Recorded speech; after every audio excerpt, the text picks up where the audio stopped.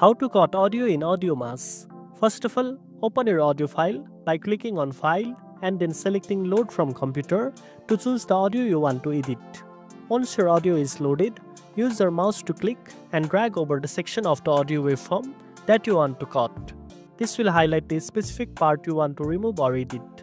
Next, to cut the selected part, simply right-click and choose Cut, or you can press Shift+X on your keyboard or click the scissor icon in the toolbar.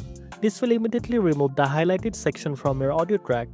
If you want to keep the cut part separately, you can use the copy option before deleting it. After cutting, you can also use the undo option if you make a mistake or want to revert the changes. It's available under the edit menu or by pressing Shift+Z on your keyboard. Finally, don't forget to save your edited audio.